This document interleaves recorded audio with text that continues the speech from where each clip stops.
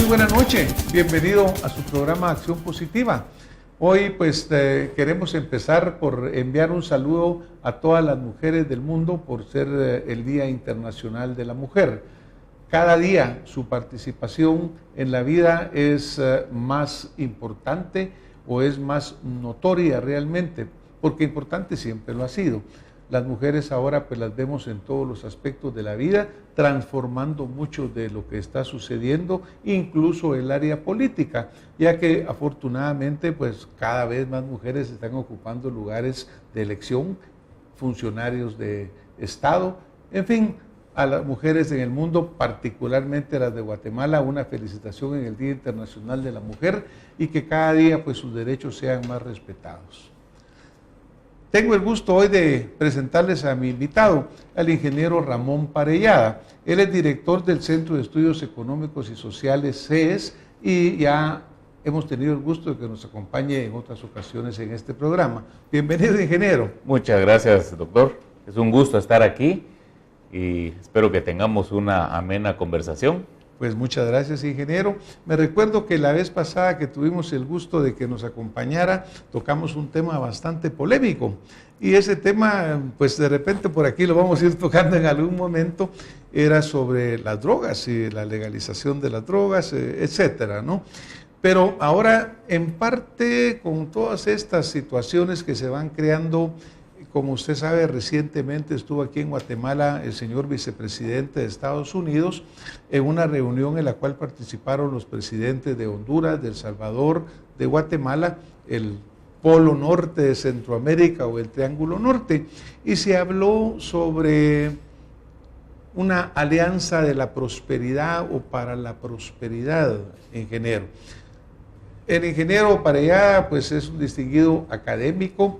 El ingeniero por profesión también es empresario, es decir, tiene una visión amplia, ¿verdad, ingeniero, de estas situaciones? Pero, por ejemplo, ¿qué piensa usted de este tipo de iniciativas como la Alianza para la Prosperidad? Bueno, déjame contarte que hay temas muy positivos dentro de lo que es la Alianza para la Prosperidad. Imaginémonos que logramos tener un área común entre el Honduras, El Salvador y Guatemala, sin fronteras, que logremos llevar nuestros productos y que ellos puedan mandar sus productos sin que haya nada en el camino que lo estorbe, que interfiera. Esto sería un gran avance. El intercambio comercial entre los tres países crecería y yo creo que la gente podría tener más acceso, habría más competencia que lo que hay hoy en día. Aunque se ha ido abriendo poco a poco este paso fronterizo en lo que es el Triángulo del Norte de Centroamérica, todavía falta mucho por hacer. Y entiendo que ya Guatemala con Honduras ya firmaron este tratado para que a fin de año se pueda eliminar la frontera. En El Salvador está un poco más frenado el asunto, pero eliminemos esos trámites. Ojalá se pudiera eliminar con toda Centroamérica y Panamá, Belice y México, incluso con Estados Unidos. Claro. Entonces, en ese sentido, los guatemaltecos prosperarían, pudiéramos tener mejores carreteras hacia esos países y en vez de ir a 15 kilómetros por hora un contenedor hacia esos lugares o venir, podríamos tener contenedores o vehículos que pudieran ir a 100 kilómetros por hora, 80, qué sé yo. Entonces, estos temas son los que encarecen nuestros productos, esta falta de apertura, esta falta de voluntad, y esto está un poco en el plan que se han lanzado de la Alianza para la Prosperidad. Claro. Bueno, y entre otras cosas, perdón. Entre otras cosas, sí, claro, que vamos a ir pues platicando en el camino. Pues hay antecedentes, ¿verdad? Si vamos a la historia, después de la Segunda Guerra Mundial, lanzan en Europa el Plan Marshall, sí, que viene a revitalizar y a levantar de nuevo economías muy importantes, pues la de Alemania, Francia, etcétera, que estaban devastadas por la guerra y que fue un tremendo forma de volverlas a agilizar. Después se fueron dando algunos cambios ya por las características propias de cada país, pero fue como un inicio muy fuerte. Pero déjeme comentarle una pequeña cosa sobre este aspecto. Efectivamente, Alemania, que fue la derrotada, estaba devastada completamente. y el plan Marshall estaba en vigor y no se veía que había prosperidad, que estaba funcionando. Entonces no fue sino hasta que Ludwig Erhard, con apoyo de Wilhelm Robb, que es un economista de la época, decidieron, sin consultar con la gente del plan Marshall, de la noche a la mañana liberar todos los precios. Habían precios topes, habían salarios topes, había poca flexibilidad. Liberaron todo el mercado y en una semana los mercados que estaban vacíos todavía de productos se llenaron de productos. Y de ahí para entonces se habla del famoso milagro económico alemán. Pero no fue por el plan Marshall, sino fue por permitir que el mercado funcionara, por Claro. permitir que los precios alcanzaran su nivel y de repente se llenaron los mercados de productos. Antes hablaban de escasez, ahora ya no. Eso nos recuerda que los precios topes causan escasez y los salarios mínimos causan desempleo. O sea, son temas económicos y por más ayuda que pueda venir, si no se libera el mercado, no va a funcionar, no va a haber prosperidad. Entre otras cosas, porque también estamos hablando que se necesita justicia y seguridad. Si no hay justicia y seguridad para proteger la vida de las personas, sus bienes, los bienes que tienen para poderlos intercambiar y la libertad que tienen para movilizarse, pues entonces no se puede dar lo demás. No importa todo el dinero, ¿verdad? Así es. Obviamente siempre todo esto es una combinación, ¿verdad, Ramón? En el sentido de que, pues obviamente la plata apoya indudablemente, particularmente en ciertos momentos, pero luego ya viene la combinación de factores como lo que mencionaba sobre pues, la libertad económica, el hecho de que haya disponibilidad de bienes, ¿no? Así es. Pero siguiendo con esta historia de las alianzas, Así. aún para nuestra Latinoamérica, después el presidente Kennedy lanza también la Alianza para el Progreso. Sí. Es decir, siempre ha habido digamos, interés en apoyar el desarrollo de las regiones, las cuales no necesariamente siempre son puramente filantrópicas, sino que también hay otros intereses atrás. Y ahora pues aparece la iniciativa de la Alianza para la Prosperidad dentro de un marco de una situación que dentro de algunos detonantes están los problemas migratorios, esa incontenible ola de migración que va de Centroamérica y de otros países hacia Estados Unidos y que se genera por el hecho de que aquí pues hay falta de empleo, de que hay pobreza, de que hay desigualdad. Lo que señalaba el presidente, el señor vicepresidente de Estados Unidos, es correcto. Claro que no es nada nuevo, porque es lo que siempre se ha venido señalando como algunas de las grandes causas que nos están afectando. Es correcto, usted lo ha dicho. Estados Unidos de pronto se ve con una situación que ellos mismos han causado no totalmente, pero yo tengo una teoría sobre el tema, pero ellos ya no quieren que entren más inmigrantes, o si entran, que entren legalmente. ¿Por qué no quieren tantos inmigrantes? Porque los sindicatos en Estados Unidos temen perder empleos, ya que los inmigrantes llegan y se contratan por cualquier precio y hacen cualquier trabajo. Cualquier trabajo de Estados Unidos, un país que comenzó libremente generando capital y respetando y que ese capital creciera, ha acumulado mucho capital y cualquier empleo que haya es una mejor oportunidad que lo que hay en nuestro país. Entonces ellos de repente se ven inundados con cantidad de inmigrantes, pero además de eso se ven afectados por niños o jóvenes que van inmigrando a buscar nuevas oportunidades.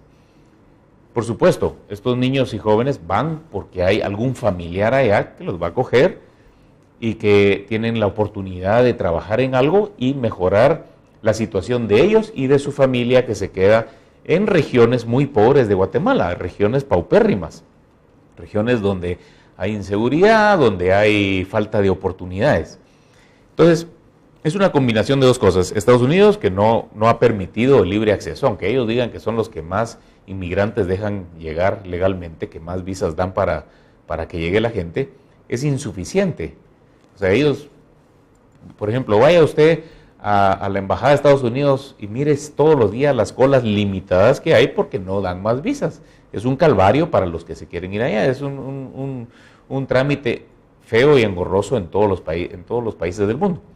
Ahora, Guatemala tiene la mayor parte de culpa. ¿Por qué? Porque Guatemala no termina de resolver varios problemas. Primero, el crecimiento que ha tenido Guatemala, el crecimiento económico, que es fundamental para crear oportunidades y crear riqueza y crear empleo, se debe al crecimiento poblacional y se debe al intercambio con otros países, pero no se debe a que haya más productividad, a que haya un incremento en la productividad del país. ¿Por qué no hay más productividad en el país? O sea, porque las políticas económicas que han habido hasta ahora no lo han permitido, más bien han disuadido que vengan nuevos capitales, abundantes capitales, y que se vayan a establecer en el interior del país. Y luego, parte del problema ha sido que el gobierno se ha dedicado a abarcar mucho y apretar poco, abarcar mucho con miles de programas populistas, y no aprieta en lo que es su función principal, que es seguridad y justicia. Tenemos un sistema de policías que mucha gente pues desconfía, aunque en los últimos años pareciera que se han organizado mejor y que está funcionando, pero aún así hay mucha desconfianza por todo lo que ha pasado en la historia del país. Y un sistema de justicia que es muy ineficiente. El año que más se tiene registrado que un homicidio, de Guatemala tiene 31 homicidios por cada 100,000 habitantes, mientras que Estados Unidos anda alrededor de 5 y en Europa no llegan a 1 o anda el promedio por 1 por cada 100,000 habitantes. O sea, estamos muy lejos de llegar al nivel que tienen estos países desarrollados. Pero si nosotros analizamos una de las razones, y es que hay mucha impunidad. El sistema de justicia no llega a determinar sentencia en el caso de los homicidas. Digamos, atrapan a los homicidas y es muy difícil que haya una sentencia condenatoria por un homicidio de los que hay. El año que mejor se logró llevar a sentencia condenatoria a homicidas significó un 14% nada más del 100% de los casos. Es decir, hay una impunidad, si lo pudiéramos llamar así, del 86%. Estos no son datos míos, son datos que un amigo, Carlos Mendoza, en su blog ha estado investigando desde hace años, desde el CIEN, el CABI y otras instituciones. Y que son conocidos, ¿verdad? Por ejemplo, son datos dados por el INASIF, por la Policía Nacional, que han investigado, sí. No, y por ejemplo, como usted menciona, pues como estamos hablando del Triángulo Norte o del Polo Norte de Centroamérica, pues recuérdense que Honduras es el país más violento del mundo, porque si nosotros tenemos 31 a 35 por 100,000, ellos andan casi por 70, ¿verdad? Ellos estaban en 66 o 67 el año pasado. Claro. Estas son cifras no oficiales todavía. Y El Salvador andaba alrededor de 40 y pico. Creo que por ahí. Pero en fin, son obviamente mucho más elevados que otras regiones, los cuales vienen a causarnos este tremendo problema. Entonces, pues caemos en que en realidad lo que el señor vicepresidente señala es algo que nosotros hemos no solo conocido, sino que sufrido ya por una buena cantidad de tiempo. Así es. Esa falta de fortaleza institucional que tenemos en varios sectores. Uno de ellos es el sector justicia, que provoca esta impunidad rampante y que obviamente hace que los delincuentes se sientan muy tranquilos. Pero tal vez en ese punto va a ser interesante algo, porque yo leía recientemente un comentario suyo, en el sentido de que, como dirían los americanos, no hay free lunch, no hay almuerzo gratis.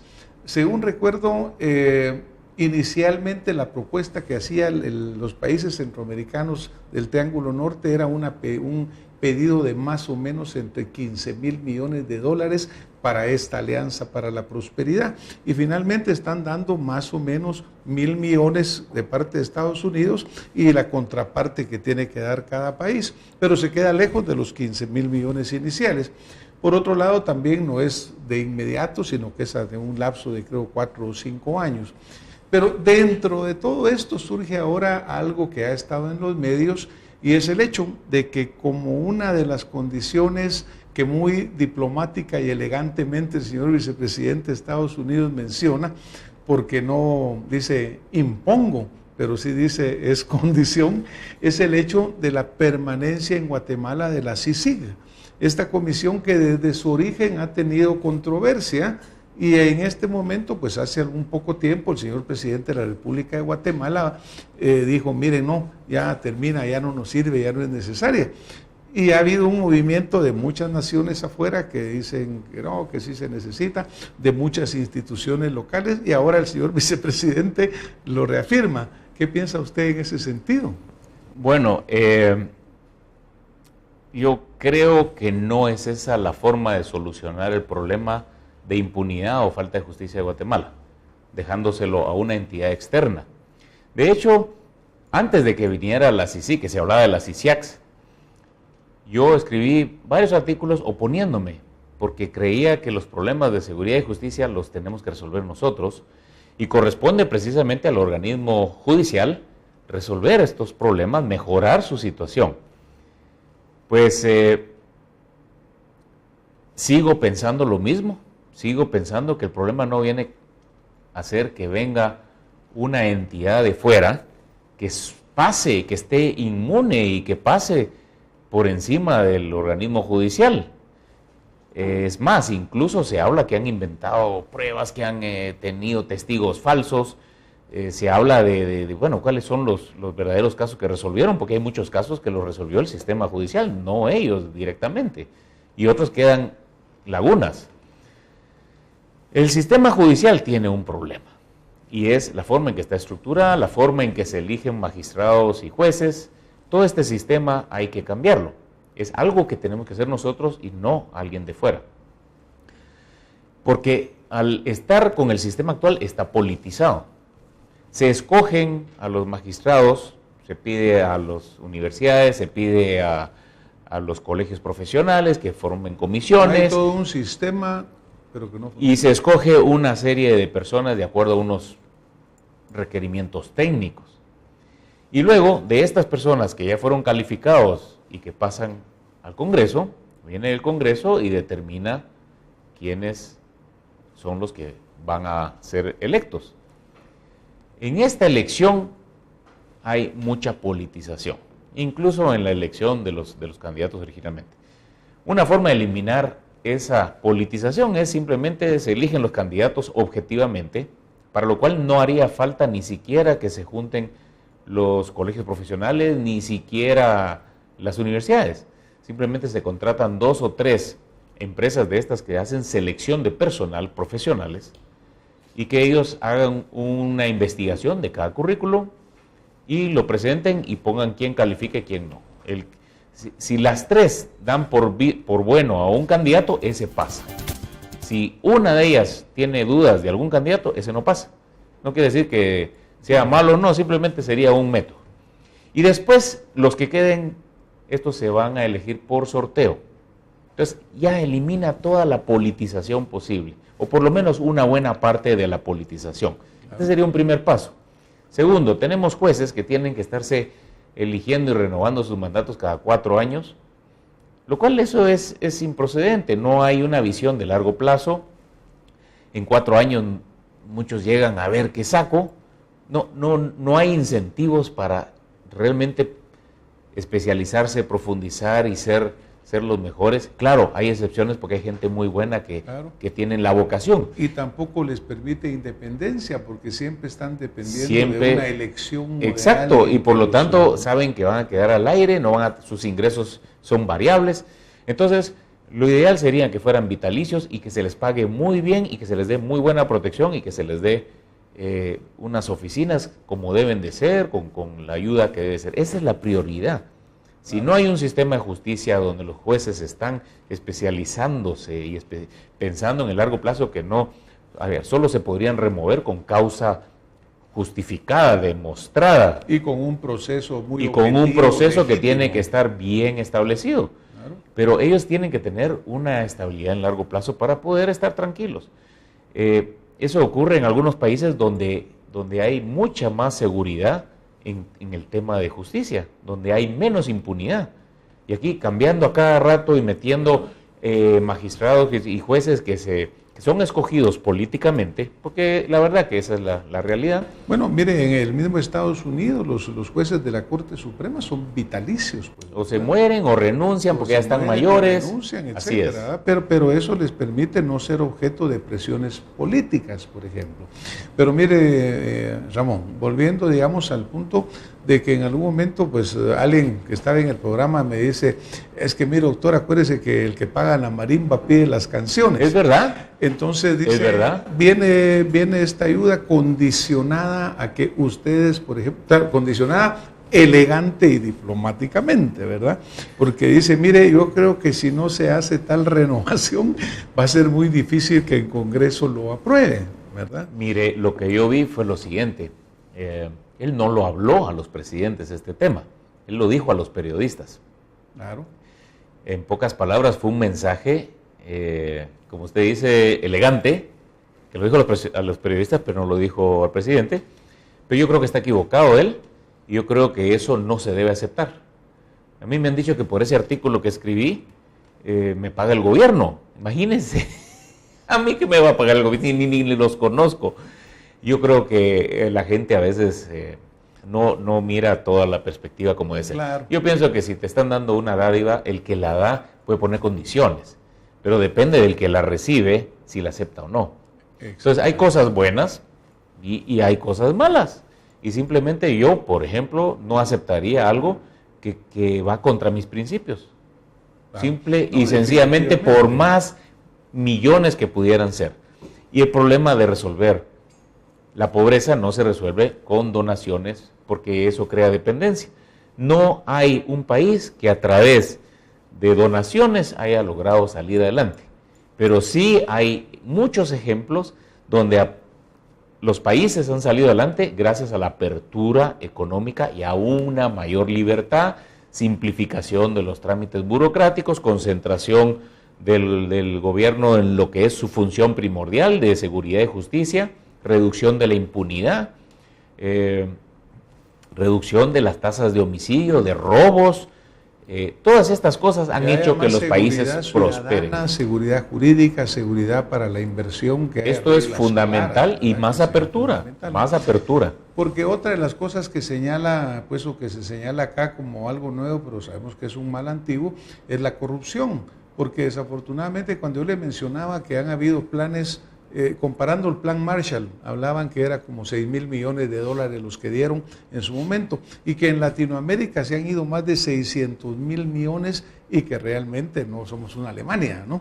Pero aquí entra la receta, en la receta entra la situación de la corrupción, porque también hemos mencionado mucho que hay países pobres y funcionarios muy ricos. Entonces decía, cómo controlar toda que estas ayudas verdaderamente lleguen al pueblo necesitado y no vayan a irse a los bolsillos de tanto político que desafortunadamente ha sido la realidad.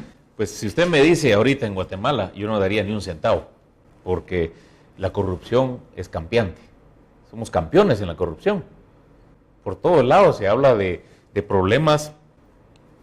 Mire, hasta hemos tenido casos de un presidente pues que tuvo corrupción, que fue atrapado y esto es lo que se ve, lo que se oye, pero lo que se ve y que se ha demostrado, y lo que se oye es mucho más.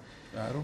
Ahora, la corrupción es función de esos gobiernos gordos, grandes, que se dedican a muchas cosas y se olvidan de la función primordial. Por eso yo creo que se necesita recortar y enfocarse en lo que es la función primordial del gobierno. Entonces ahí ya se puede eliminar. Hay muchas trabas, hay muchas regulaciones que deberían de eliminarse. Yo creo que Guatemala podría crecer rápidamente, convertirse en un jaguar de Centroamérica, digamos, emulando lo que son los tigres asiáticos, ¿verdad? Sí.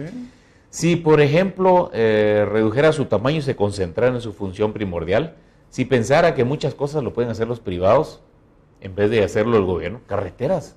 Las carreteras se podrían hacer privadamente y el gobierno no tendría que invertir en ellas y que las personas que inviertan cobren peaje y hagan lo que tengan que hacer. Y en parte yo creo que ya están empezando a desarrollarse esos proyectos, esas alianzas público-privadas. Entiendo que hay grupos privados que ya están, por ejemplo, haciendo carreteras que van a tener un costo, no como la de Palín-Escuintla, ¿verdad? Que el gobierno vino y le sacó el crédito, la pagó y viene una empresa afuera y es la que está usufructando. Pero en este caso yo entiendo que ya hay empresas nacionales que están haciendo la inversión, vienen otros proyectos. Ojalá que eso sea fundamental, ¿verdad, Ramón? Porque desafortunadamente eso que tan obvio es para nosotros, cuando uno mira el histórico, se da cuenta que gobierno tras gobierno vamos de mal en peor y que los corruptos que nos parecían corruptos hace algunos años, ahora parecen niños de escuela, comparado con la corrupción como ha venido. Qué triste, ¿verdad? Qué triste. Qué triste, Qué sí. triste. Pues mire, yo creo que todos buscamos lo mismo para Guatemala. El vicepresidente Biden de Estados Unidos, él tocó muy claro los puntos, que aquí hay mucha impunidad, aquí hay falta de seguridad, aquí hay mucha pobreza, cosas que ya sabemos, pero que nosotros no terminamos de resolverla. Y eso es urgente, ver estos lugares que están yéndose gente a buscar oportunidades. Es lógico que la gente se vaya a buscar, que vote con sus pies, que vaya a probar, que se arriesguen a ir ilegalmente. ¿Por qué? Ilegalmente porque no les dan eso es natural, ¿verdad? la oportunidad. No puede uno verdaderamente juzgarlos mal, porque si no hay aquí qué hacer, tienen que buscar. Y a ver, pues que por otro lado, y trágicamente resulta que la remesa familiar es uno de los principales ingresos de este país. Y dicen, ala, qué bueno, ahora hay 5,000 millones, pero no estamos midiendo el costo social. Familias desintegradas, los pueblos fantasmas, ¿verdad? Donde resulta que solo hay ancianitos y niñitos, ¿verdad? Porque toda la gente joven, productiva, ha emigrado, lo cual es un costo social muy grande en cuanto a la desintegración de la familia y obviamente en cuanto a al progreso propio del país, pero no a costa de la donación, no a costa de la limosna, no a costa de alimentarse por la bolsa que les encanta a nuestros políticos para ganar votos, sino que en cuanto al trabajo digno y legítimo. Ramón, ya el tiempo nos voló, fue el tiempo. Pero me gustaría que usted nos dejara su último mensaje, una reflexión que quisiera dejarle al pueblo de Guatemala esta noche. Bueno, yo pienso que necesitamos hacer nosotros los cambios, no esperar que otros vengan a decirnos cómo cambiar, sino hacer nosotros los cambios. Y está en nuestras manos y en nuestro poder. Creo que lo podemos hacer y eso nos puede dar esperanzas de una mejor Guatemala. Pues muchísimas gracias por este concepto. A ustedes que nos han acompañado esta noche, muchas gracias por estarlo haciendo tanto dentro como fuera de nuestras fronteras. Yo creo que lo que el ingeniero Parellada ha compartido con nosotros esta noche, particularmente ese último mensaje, es un mensaje de esperanza, es un mensaje de verdad. Yo creo en el guatemalteco y el guatemalteco debe creer en sí mismo. Buenas noches, nos vemos la próxima semana con más acción positiva.